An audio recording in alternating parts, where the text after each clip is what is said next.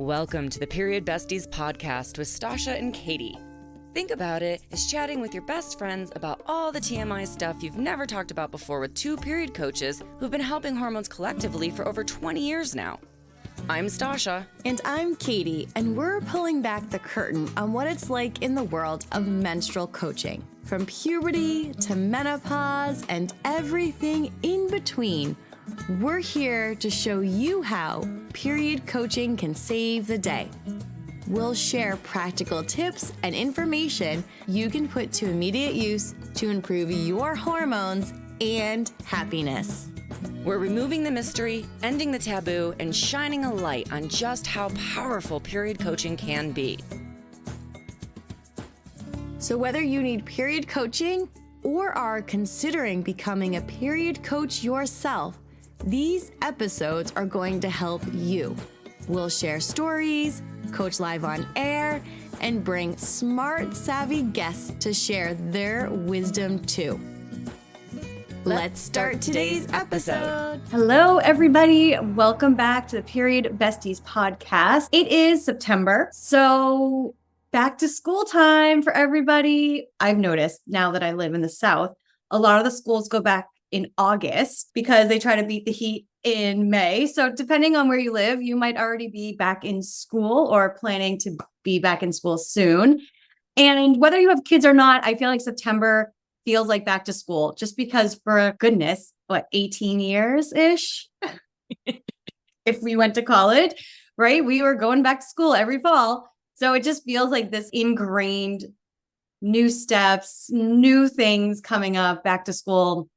So we thought it would be really fun to play on that and talk about how to reset and how to reset in a way where you're making yourself a priority again after a really busy summer, maybe traveling, lots of summer activities.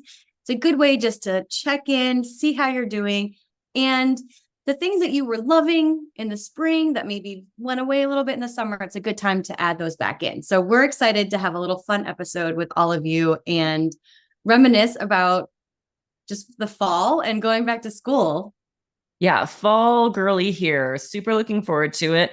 And I don't have kids, but I also notice it in my business where it seems like in July and August, everyone is really chill. Less people are showing up to live calls, that kind of thing. And then suddenly in September, it's like, oh gosh, there's people again and things are happening again. And I even realized doing launches over the last several years that launching in the beginning of September was a little bit harder, or August was a little bit harder than launching in like mid-September, October, just because of that back to school shift that kind of the North Hemisphere, I guess, has with the summer ending and the fall jumping in. And we're coming out of that really high summer, right? And we're moving into a different season. So it's such a great time for a refresh. And I think that brings us to our first tip, which what's your morning and evening routine like? Because it's such the perfect time to refresh your morning routine and your evening routine. And I want to take a moment just to say, reframe routine to ritual. So we talk so much about routines, but routine is usually something you do without thought, right? It's like, it's the routine. You just get up, you make the coffee, you don't think about it. But ritual is something that you can do every day, but you're a little bit more aware. So it's like making that morning hot beverage. And instead of it being just like slap the thing on and keep moving, it's more of a like, okay, let me just take a moment, take a breath, be here in this moment, making this or having that first sip, whatever it is, but really just taking a moment of awareness, of cognizance, of being really in that moment rather than just sort of habitually moving through it, where you don't get that reduction in cortisol, you don't get that extra breath, you don't get the positive stress relief with a routine that you're just unconsciously flying through versus a nice, beautiful ritual that you're taking a moment with. I like that. That's a good reminder because I feel like now that I have kids and they have to get to camp and school at a certain time, my rituals that I really enjoyed have definitely turned into routines where I'm just like doing it without even thinking about it. But that's a really great reminder as a nice way to refresh when I start doing that in the fall. What I like to do in the morning is before I even get out of bed, before I even open my eyes, I put one hand to the heart and one hand to the belly, and I do some deep breathing, because what I've noticed, and I noticed this before kids too, but especially now with 4-year-old twins, by taking that deep breath before I open my eyes, it just helps me reset and be in my body, take a moment before I know about what I already know what's going to happen once I open my eyes. So it's just a way of resetting and like helping that cortisol not jump. And then I do some stretches. I do child's pose. I do cat and cow in my bed because my back is always hurting me. So it's a good way of just like getting my back moving a little bit before I'm running around with the boys. So that's what I like to do. And I share that with my clients too. And it's like just a beautiful moment of just reconnecting, keeping those eyes closed just a little bit longer, knowing that you're going to get up, having that deep breath, and then moving a little bit before my feet hit the ground running. That's such a good idea. I typically just sort of lay in bed and stare out at the bird feeders for a little bit and don't do anything. Year round, there's always somebody at the bird feeders, and we have them placed so that I can see them from bed. Also, so that like when I'm in an endo flare and I'm just stuck in bed, I have some entertainment that's not a screen. But in the mornings, it's so nice just kind of look out the window and see either the hummingbirds or their other birds on the bird feeder having a nice breakfast and listening to them for a few minutes. And that feels very much like a little breath in the morning. Just that morning pause. I feel like it makes the biggest difference. I know days when something happens and I have to get out of bed. If someone's crying, I notice the whole day feels different than the days when I'm, either lying in the bed or taking the deep breath, and just having that moment really helps me just set myself as the priority throughout the day.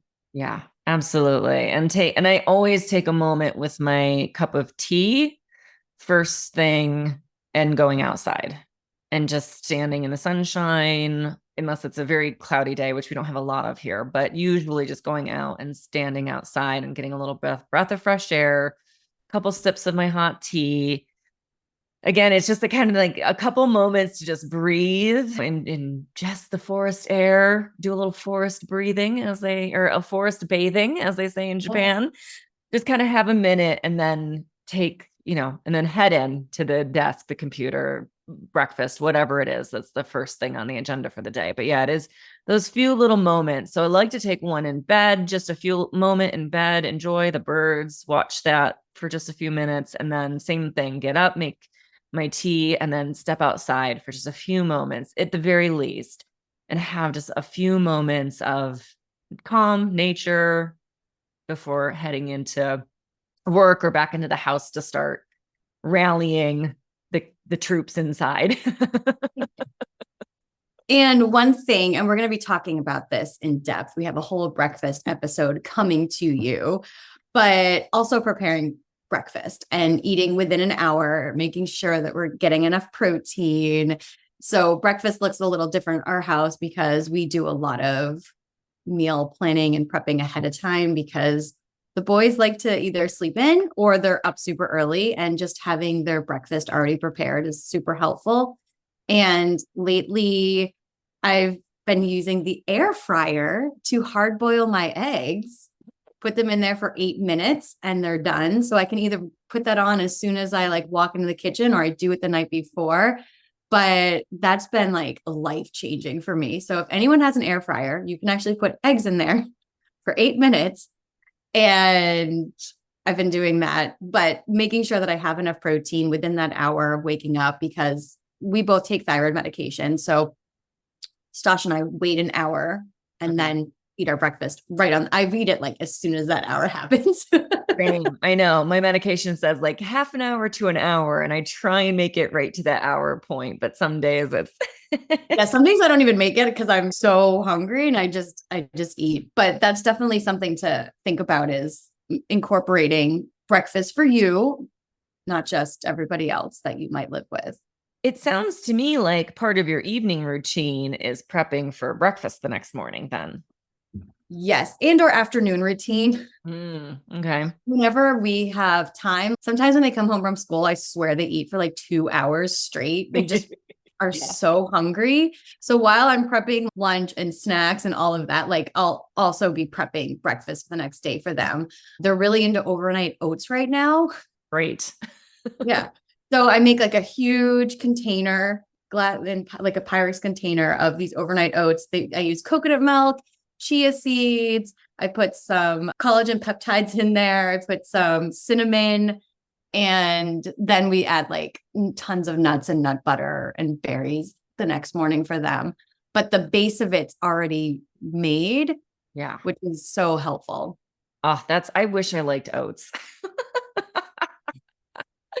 No, I'm a big fan of making my eggs in the morning. I like a nice warm egg scramble with lots of veggies. And I'm again, we'll have a protein episode, but definitely have been working on upping my protein in the morning with breakfast as well. So it's been a fun experiment. I can't wait to dive in on that episode with all of that, but definitely. So I feel like it's like whenever, and then sometimes I make the boys breakfast like at night after they're sleeping. So there's no really set time. I just like am always, as Stasha knows, I'm always thinking and planning ahead. Like, what's my next move? What do I have time for? How do I fit this in? Yep. So my question was going to be, so what does your evening routine look like? My evening routine looks like putting my phone away. I've been a little off recently, but prior to this, I know I was really trying to get my phone in another room that I wasn't in by like 8:30, 9 o'clock at night. And then sometimes I'll take a shower. Sometimes I will just go straight to bed and read. But I've been putting castor oil, the new castor oil, on my thyroid. I've been putting it all over my belly and over my liver and all over my face lately. Oh. I was reading an article about how castor oil helps reduce fine lines. So I've been experimenting with castor oil. So what I've been doing lately is like, I feel like sometimes a shower after a long day, like really helps my body relax. Mm-hmm. And then I'll get out, I'll put the castor oil all over. And then I've been using a heating pad on my belly at night to support my womb and bring it a little bit more warmth. And then I'll read a book. If I've had one of those days, I write in my journal. If I like my head is spinning, I'll write down like I'll do a dump, and then I'll do a gratitude journal next to it, journaling about that. But my evening routine is definitely longer than my morning routine because it takes me a long time to unwind at night. Even though I'm tired, my brain needs like about an hour. Yeah. Minimum 30 minutes. If I try to just like go straight to bed, I will toss and turn for a long time. So I've realized over the years that I just need a longer unwinding period at night. And I read romance novels. Like I can't handle anything harsh. I don't read any thrillers, like nothing. I already know the ending's going to be good. And that's how I fall asleep at night. Like it's really helpful. I take my magnesium, any other supplements that I need to take. I'll do that about an hour before I go to bed. But that's the other thing too, is reducing liquid. So not drinking a lot of water or anything at least an hour, 2 hours before I go to bed so that I'm not waking up. So I've spent a really, really, really long time. I've always struggled with sleep, and I dialed it in about 10 years ago. And even with the boys, I'm like, okay, like I've got to keep up my evening routine so that if I don't get a good night's sleep, I cannot handle life. So this is I feel like every morning I think about how am I going to get to bed on time tonight? I swear to God. Yeah. Well, but even like a half an hour of an evening routine to get you wound down and then a good night's sleep is better than a half an hour more of tossing and turning. Oh my God, 100%. Yeah. It's worth it to me. I have a hard time because I love TV. There's just nothing on that I am enjoying right now. So it's been easier for me to like get, and there's tons of books that I've been loving. But when my shows come out, I sometimes will set an alarm on my phone. Yeah. So it's be like, do not go to the next episode. Do not turn it off. Because that's hard for me. Oh, I get it. I left Chris up last night watching because he was like, "Oh, you're done?" I was like, "Yeah, I have to get up in the morning. I have things I have to do. I need to go to bed. You can sit out here and watch all you want. I need to go get myself away from the screens now." I've been trying to do that, drinking less water. So I've been trying to remember to take my supplements in the evening right after dinner. So I'm trying to like go to dinner and then take my krill oil, and then I'll take my zinc. Sometimes iron makes me a little nauseous. So that one I will often wait until I am actually like right before I go to bed and have like one more small sip of water to take my iron, because it does sometimes make me a little nauseous and I want to sleep through that rather than fall asleep going, "Oh gosh, I'm feeling a little nauseous." And then doing my magnesium as well. So I've been trying to do those things like right after dinner so that I'm not drinking as much water, taking my zinc, taking my magnesium, taking my iron, taking my krill oil, so that I'm not like basically chugging a glass of water right before bed anymore, which does seem to be helping. I'm not getting up as much in the middle of the night, though I still am sort of getting up in the morning. So it's like still kind of tweaking that system a little bit. So it's like now I'm getting up instead of at 2 a.m., it's like 4 a.m., but going back to sleep, which is fine. Yeah, that evening routine, that's one of the reasons I moved my charting to the evening, was because it was off screen. So being able to sit down and do my line a day journal, it's like a 5-year in one book line a day thing, which has been fun because you can always look back and see what's been going on this day 2 years ago or whatever. I have one of those too. I love it. Yeah, I adore that thing. And then, same journaling if I need to do a little brain dump journaling for sure, especially when my brain is just racing and there's too much going on.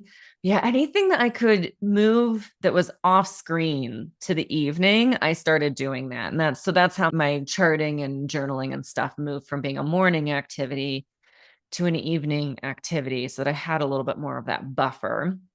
I'm also on a book hiatus. I'm not allowed to read books until Bloody Brilliant Business is finished and I'm done. I had to like cut myself off. So no book reading in the evening right now, but I have a stack of books ready to go for when I'm allowed to start reading books. I love it. Oh, one other thing I forgot. We always take a walk as a family after dinner. Nice. Yeah. So it helps all of us just transition and unwind. And it's a time for Jim and I to connect and actually have a conversation. The boys sometimes will fall asleep because they still love being pushed in a stroller. We have a Bob jogger stroller and they just love sitting there and falling asleep, which is great. I don't know how much longer that's going to be, but for now they love it. But that's been like something that we've been doing since even before they were born. And then since they've been babies, we've just been going for walks after dinner. And I think it just helps everybody. It kind of feels like the whole day is like coming off of your body as you're walking. So that's been nice too. Yeah, we make that transition in the summer. So up here, it's really, well, it's not so much that it's really hot during the day, but the UV index is like 12 during the day, which is very high. Well, it's because we're way, way, way high altitude. Oh, that makes sense. But yeah, I know. So it's not so much that it's like, oh my gosh, it's so hot, but you feel like you're in a microwave if you're outside during the day. So I go from like in the winter where my walks are at 2, 3 in the afternoon when it's the warmest, so that you can truck through the snow and it's nice and warm out. And then I switch over into the evening walk as well in the summer, so that it's like the sun is setting, we're getting a nice little evening stroll and we're staying out of that crazy UV index. So I do love the evening stroll. It's so nice. It's unwinding. You're just kind of listening to the nature. And yeah, it's a beautiful way to bring that in at the end of the day. Yeah, it's so refreshing. So first tip for back to health, back to school is morning and evening routine. Figure out what works best for you. And it doesn't have to be super long. Like you'll figure out what works best for you. We're just sharing what works, what we have discovered. And things change. Like I know that my morning routine is going to change again and my evening routine will change. So just that cornerstone, those bookending your day, just thinking about that. And then our second tip would be meal planning and prepping. Yeah, which we've touched on a little bit, but with the 2 kids, I want to hear what your favorite meal prepping tips are. Okay, so Jim is a foodie. He loves food. Yes. So I always say that I eat to be healthy, and he just loves food, like loves to cook, like more like you, like loves to put different things together and like taste and colors, and even having it look pretty on the plate, where I just like throw everything in there and just eat because I'm like always in the middle of other things. So we have a Google Doc where we put our favorite recipes, like things that we know that we like to eat, the boys like to eat. And then when we order our groceries now, it just saves us so much time. So we pick them up and we basically just kind of copy and paste like what we're going to eat for the week. So we'll pick out the meals and then we'll copy and paste, we'll order it. Trader Joe's, you can't do that. So we do run into Trader Joe's. I love their nuts. They have some great things. I'm a Trader Joe's lover. Same. So we'll like, whenever we can get there, we'll just like bulk up on different things. They have the best coconut milk. There's one ingredient. It's just coconut milk versus a lot of the other canned stuff has a bunch of stuff in it. So there's a lot of really good stuff that we will grab from there. And then it depends. I feel like in the winter, we definitely use our crock pot like every day. Yeah. And we should be using it more in the summer and the spring and the fall because it doesn't heat the house. Yeah. But it's like, for whatever reason, I think it's just like growing up in New England. Like I only used it in the winter. So we do a lot of crock pot meals. We do a lot of one pan meals where protein in the center and veggies on the side and bowls. Like we do a ton of bowls. So yeah, this week alone, we've had a Mediterranean bowl, we've had a taco bowl. And that's kind of like how we build our meals, but we know what we like to eat that everybody's eating, and that changes a lot. And then we'll order the groceries, and then we'll either prep a lot on Sunday, or at least we know what we're going to be eating every day. And then we'll just make it then. So we already have everything ready. I love it. That's a great idea. We also have a Google Doc, but it's a grocery list. So we have just a giant grocery list that's broken up by like veggies, frozen, deli, pantry. And then we like tick and untick the boxes. And then there's some things that's like Costco next to it or TJ's next to it. I want this, but I only want it if you can get it at Costco. Or like, I want this, but it needs to be from TJ's. And then Chris, actually, since he works in town, there's not a lot of delivery up to the mountains. So we oftentimes I'll either place an order or I'll just tell him, go check out the list and head to here for the day. So then when he's done with work, he'll run out and grab whatever needs to be brought back up. So now as we're transitioning from summer into winter, we go from fresh salads a lot. So I am very not into fresh green salads during my menstrual phase. Even in the hot of summer, I'll do like a cold beet salad when I'm getting close, like deep luteal, but I just don't want like lettuces or anything at that point. So we'll get a ton of spring mix and stuff right after my period, like Costco giant box of spring mix in the summer, and that'll be gone easy before it goes bad. But as soon as we start to get the cold weather, we switch over to more cooked veggies, rice, beans, that kind of stuff, and follicular ovulation.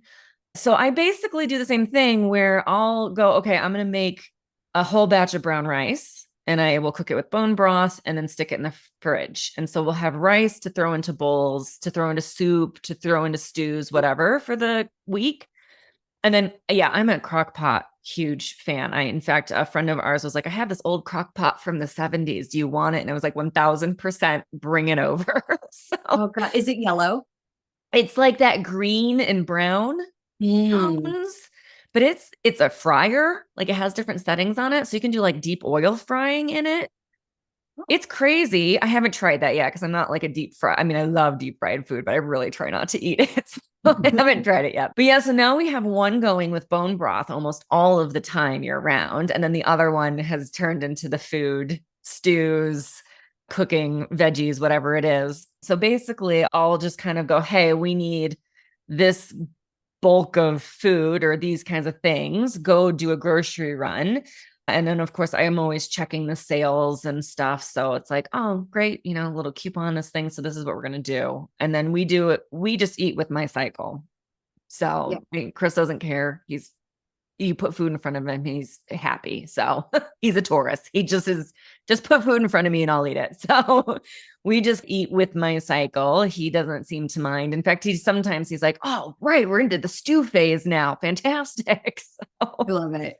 Yeah. I feel like I just like add different things to the meals, or even like some things up that are cold when it's definitely challenging because the boys, I feel like every other day they say they love something and then they hate something, but we're not short order cooks in this house. So we're not making different meals for them. So we're still learning. We're still trying that. But I was such a picky eater when I was growing up.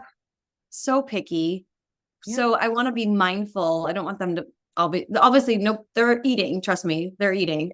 But, you know, I don't also want to get into that habit of making 4 meals. Yeah. No, Chris's daughter is also a very picky eater. So when we have her, it's like mac and cheese weekend. It's just like we make a lot of homemade mac and cheese. Yeah. Yeah, exactly. So we do the same thing. We kind of have to go, okay, what are we doing this weekend when we have the child? Yeah. But yeah. One thing I think it's important to like think about with meal prepping and planning. Yes, it does take time, but I have found that spending an hour, 2 hours on the weekend saves so much time and stress throughout the week. We used to have a whiteboard, like we would put the meals on there. We have a chalkboard, maybe Google Calendar. But just the fact that somebody's not asking me, what are we having for dinner every night, takes out so much of the like thinking. So really, if you haven't gotten into it, I know it might feel overwhelming. Just prep one meal at a time, like whatever your hardest meal is. Maybe you start with breakfast because it's a busy time for you. Or maybe you start with dinner. And then once you get into the habit of it, add a different meal. You don't have to it's not all or nothing, right? And I think a lot of people go into it thinking that, and then it gets overwhelming and they stop. So try one meal at a time, do it that way. Yeah. Overall, I basically just make a couple of pots of things. So I'm a fan of Spark Joy Sunday, where I smoke a little, put a show on my laptop, and I just spend the afternoon in the kitchen and I make a pot of soup or a pot of chili or something, a casserole dish of something like a lasagna or stuffed peppers or something like that. And then a bunch of rice. I make sure I have bone broth so that I can easily make things on the go, and then veggies. So we can throw some mushrooms in with this, or we can make turkey burgers and add some, green beans on the side. So I really think like for us, the easiest thing is just to make a couple of big pots on Sunday, eat through them with the extras. And then if you need to supplement with something from the freezer, pizza here, takeout there, it's super easy to do. Definitely. Yeah. And be kind to yourselves. Like it doesn't have to look like a gourmet meal. As long as it tastes good, it does not have to look pretty. No. I know social media makes every meal look like beautiful, but as long as it tastes good, that's all that matters. Absolutely. Absolutely. I always joke that my favorite menstrual breakfast is like this cream of buckwheat thing that I make. And I put so much cinnamon that it just looks like a brown blob, but it's it's so delicious. It is happiness in a bowl, but like, it's never going to be social media worthy. I think you need to post it anyways, because who cares? Because you're such an amazing cook. So yeah, even if it looks whatever it looks like, I would know this is going to taste amazing, and I would follow your recipe to a T because everything you make is delicious. It really is. I dream about that bread. I do think, though, that takes us to tip number 3, which is schedule you back in. Like Spark Joy Sunday for me is my me time. I enjoy that little couple of hours of just jamming in the kitchen, watching my trashy NCIS show, and just pumping out food and whatnot. I love that time to myself. It makes me feel really good. It makes me feel good going into the week, knowing we've got a ton of food in the fridge ready to go, and I don't have to worry about things. Like that to me is my me time. It's my watch my silly show time. It's my, I guess, like soothe the anxiety going into the week ahead time, because now I know there's food in the fridge that I can just pop onto the stove, easy peasy. So that for me is one of those me time things that's a real non-negotiable. And it does get lost in the summer because it's like, oh, let's go on this trip. Let's do a little camping. Let's go do these things. And it's something that, like, right now, as we're transitioning into fall and moving into winter, that it's like, I really want to bring this back into my weekly routine. So maybe it needs to be on a Saturday. Maybe it can be on a Sunday, depending on what's going on with life. But it's really that thing that I'm like, this is my time. This is my me time. It helps reduce the anxiety for the week. So, because then there's nobody going, what's for dinner? It's go into the fridge and pick out whatever you want, or just eat what I put in front of you. It's a much easier answer to that question. What's something that you're definitely going to schedule back in now? Well, it is hot here in the summer. Yeah. And I am all about my morning walks, but it's too hot in the summer to take my dog for a walk. I don't want to be that dog mom that everybody gives dirty looks to. So I'm really excited for a little bit of cooler weather. It doesn't actually cool down here until I feel like last year I was in shorts until beginning of November. There were some really warm days, but it's cool enough that I can take the dog out and go back for my morning walks. That's a non-negotiable. I've been switching that up and just going and working out instead, because it's still me time. And for me, starting my day with movement gives me that energy, those endorphins that I need. It's also me time, where this was the first last September when the boys started preschool. That was the first time in years that I had time. Yeah. And I'm like, okay, I definitely want to be able to put back. I was scheduling workouts at the weirdest hours, and it just wasn't working for me. And yeah, as much as I'm not a morning person, movement in the morning is me time, and it just helps take the cobwebs out of my head. It helps me reset, brings clarity to my brain. So I'm looking forward to, I'll still be lifting my weights and doing all the other things, but I'm really excited about my morning walks again. Oh, that sounds amazing. Yeah, I love pop culture podcasts. So I'll listen to some of those, or I'll just walk in silence and look at the alligators that are in the ponds. Yeah, I'm going to have to make a switch myself, since currently over the summer, I started doing yoga in the afternoon. So before lunch. Mm-hmm. So I like to just kind of get up, have my morning, and then get into work. My brain works best in the morning. So I like to just plow through as much as I can. And then I would go and do a little bit of yoga. And then after I do my yoga, I would do lunch. So, no, I don't yoga on a full belly is terrible. So yoga first and then have lunch. But now that it's switching over, and the hikes are going to be really the afternoon thing. Do I do yoga, then lunch, then take a hike? 3 hour in the middle of the day, just away from the desk? Or do I do some yoga in the morning? So anyway, I need to figure out how I'm going to rejig that so it works out for me in the winters now. Well, that's the whole thing. This is kind of because it's been a year since we moved, but this was the first time we've had seasons, because in LA, I could pretty much do the same thing every day, depending on what it might rain, but barely. So this was the first year cycle that I had to actually kind of think about my me time based on some of the weather. But what I also like to do in the fall and the winter is I like to go to the walks at the beach in the morning sometimes too. I'll bring the boys to school, and then I'll go and take the dog and go for a walk. That's so soothing. I like to do that on Fridays in the fall and the winter. Mm-hmm. Again, it's too hot in the summer, and you can't have your dog at the beach either in the summer. So once October hits, I can take her back. But that was something I really enjoyed last year that you just reminded me of that for some reason. Yeah. I definitely want to be able to do that.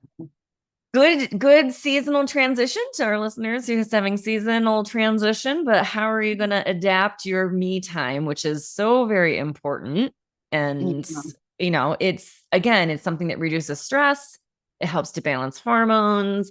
helps to have a healthier cycle. So what is the thing that you need for your me time? And then how are you going to build it into your schedule in your life, especially with the seasons changing? Does it need to adapt because it's going to be cold and you're going to be snowed in from an outdoor activity to an indoor or something to that effect? Yeah. I mean, yoga and stretching is great all year, but Mhm. I definitely do more yoga in the winter. I've noticed since moving here, fall, winter. Yeah. And Yeah. like maybe your you time for anyone listening might be reading a book. Yeah, absolutely. It might be just sitting outside and looking at nature, and that's going to change. I feel like right before my period comes, I definitely like sit outside, look at nature. Yeah. I slow my body. I listen to my body. I'm slowing down. So I think when we're thinking about you time, think about what brings you joy, what helps calm your body down, your brain down. And even if you only have a few minutes, just closing your eyes and taking some deep breaths is you time. Yeah. Yeah, I save my shows for deep luteal and menstrual. So like I saved when Bridgerton came out over the spring and the summer, I didn't watch the first chunk at all. I waited until the whole season was out and then I waited for the couple of days before my period and then I just binged over like the day before my period and day one. So one of my favorite little me time things is to actually put something I'm excited to just lay in bed and watch and then just wait until. Now I'm a spoiler fan. I don't like to have anxiety. So I watched all of the spoilers. Oh my God, that's so funny. I don't want to be anxious watching anything. Like if someone dies, I want to know beforehand. So I'm emotionally prepared. So if you're a spoiler person, I imagine that would be a little bit harder, but I like spoilers. Send me all the spoilers. So but yeah, that me time thing is really important. And it does, yeah, it absolutely looks in different ways, right? Sitting down a chart at the end of the night is my me time. Yeah. It is, and doing my journal is my me time. So having that you time, that can be whatever it feels good for you. And then that brings us to the next point, which is exercise. So, that exercise can be you time for sure. I mean, it is you time. But when you're thinking about getting back to school and making sure that you're going into the winter with healthy, balanced blood sugar, with happy hormones, you're going to need to move somehow, shape, or form, whether it's doing a little bit of Tai Chi, even if it's in the chair, right? So I'm riddled with injuries, and there are definitely days where I'm doing like chair Tai Chi because it's the only way that I can move my body without exacerbating an injury or, giving myself another one, trying to compensate with something else. So a lot of times just doing that seated Tai Chi, it's something that moves the lymphatic system. So especially if you have like sore breasts, sore joints, those kinds of things, you need to move the lymphatic system, and it doesn't have a pump. It's not like your heart, your cardiovascular system that has a pump. Your lymphatic system only moves when you move. That's why like trampolines were such a fad for a while, because it really helped move the lymphatic system.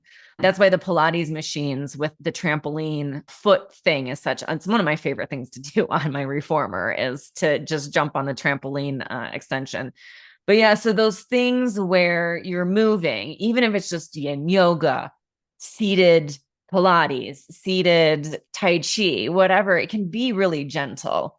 But having some sort of movement, and then I'll move up until I'm into that deep luteal phase. And then I might just stretch in bed. At that point, maybe it's getting out of bed causes a migraine, or it makes everything worse. So maybe I am just stuck in bed. And then I do a little just stretching, just going, okay, this feels good. I'm going to move this way, or I'm going to just stretch this bit out. A lot of times, especially when you have uncomfortable periods or painful periods, you can feel it in your back. It's like a tire sitting around your hips. So sometimes just simply crossing your legs, folding over, and then switching the cross on your legs and folding over again can be just like a relief. So it can be really simple stuff, but you do want to move so that you are getting that lymphatic system drainage, so that you are helping move and circulate the hormones through your body and getting things and your digestive system needs you to move. Your movement helps you digest properly. Mhm. and eliminate properly. So Yeah. moving, twists, those kinds of things can be really helpful for your digestive system and your hormones. Definitely. And balancing your blood sugar. Movement is so key. So even if you're just after you eat, you're walking your hallway for a few minutes, that's movement. And I also say move in a way that you enjoy. If you hate running and you're like, I'm going to start running, and then you still hate it, you stop and you're like, oh, that was what I was going to do. Now, what am I going to do next? Like, really do things that bring you joy. We interviewed somebody yesterday and she mentioned that she loves Zumba. And I was like, oh yeah, like that's fun. Or dancing, taking a dance class. In terms of my movement, I love my morning walks, but I also try to move with my cycle. So in the first phase, in the follicular phase, I have more energy. So I will do like a 15-minute cycle class. I just started getting into this like rowing class, like minute rowing class. I'll lift a little bit like heavier weights. Like I just have a little bit more of that energy. And then like when I'm heading into that, like, especially in the deep luteal, because I still feel pretty good until like about 5-6 days before my period, I notice the shift and I'm like going for some hikes, going for some longer walks. Like yoga feels really good, deep stretching. Even just like me laying on the ground, doing some twists and doing happy baby and doing some leg stretches feels amazing. But I try to like work with my energy levels, and what has worked the best for me is not pushing myself. I feel like in my 20s, I would just work out hard all the time and then get mad at myself. And then my period would come and be like, oh yeah, no wonder why it was so hard for me to do this. So I feel like I've really embraced working with my cycle so that I'm not being so hard with myself and acknowledging the different phases and adjusting my workouts so that it's helping my mental health too. Because exercise for me, yeah, movement is great. I love the endorphins, but like what it does for my mental health is what motivates me every day to keep doing it. Oh, 100%. Absolutely. It's such an anxiety reducer. I mean, that was really maybe one of two reasons that I was like, it's time to add in something other than just my hikes, because I really like the anxiety of just living in the world that we live in right now was just doing a number on my head.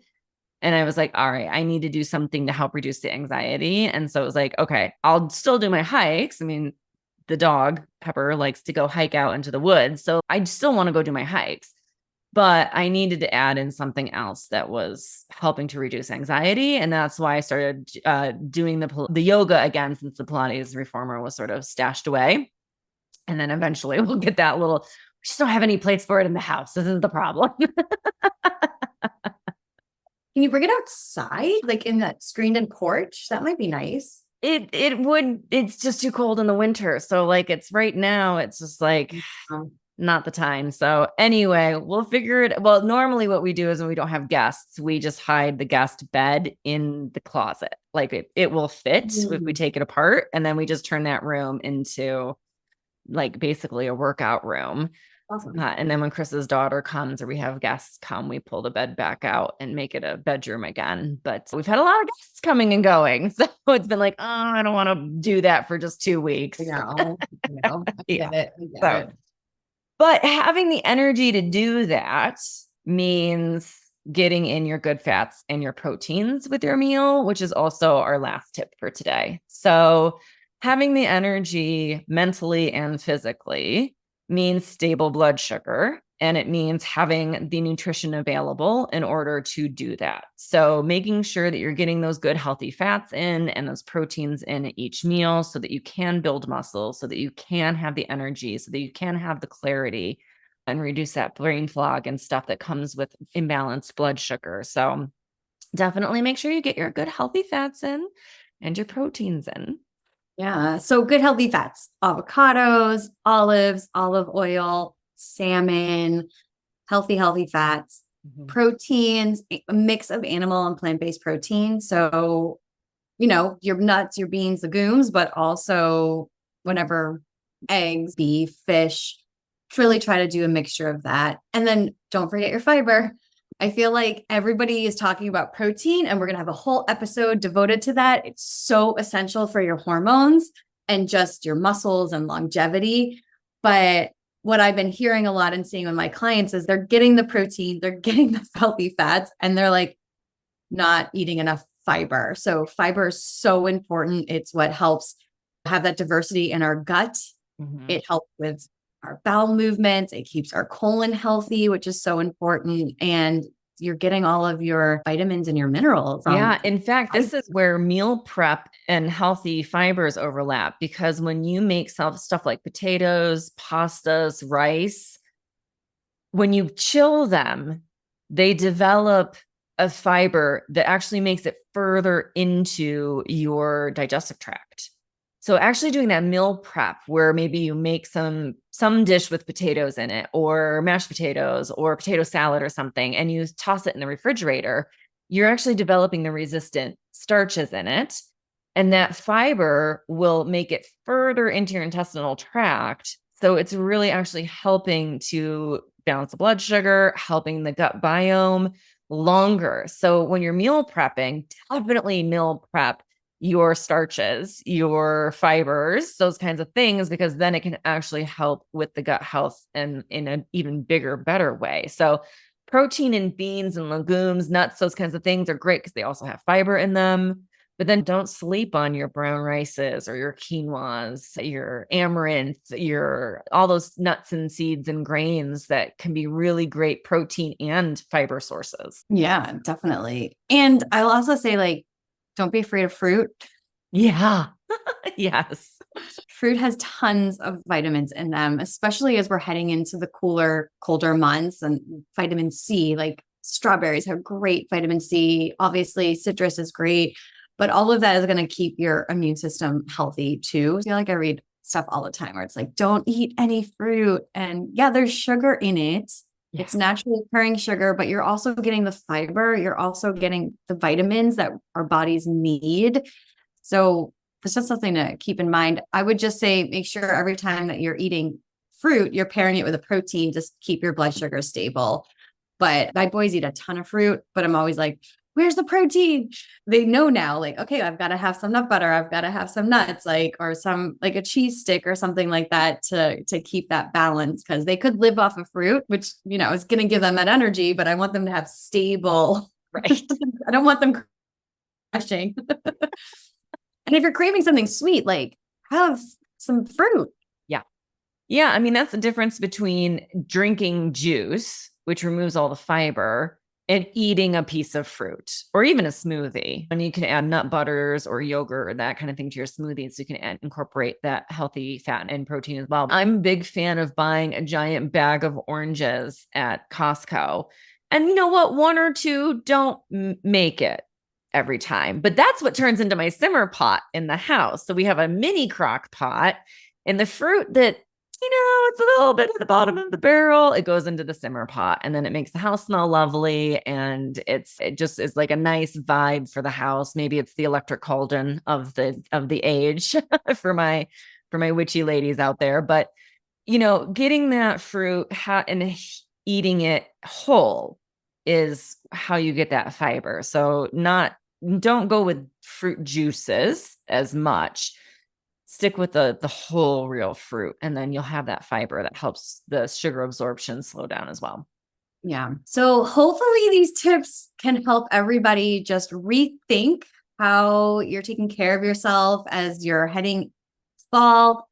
We know the holidays are coming. We know winter's coming, colds and flu season's coming, right? This is a really great way of just pausing, rethinking how you can make your health a priority so you can continue to support your hormones, so you can have the energy to kind of go into the fall and the winter are very, very busy seasons of life. Yeah, absolutely.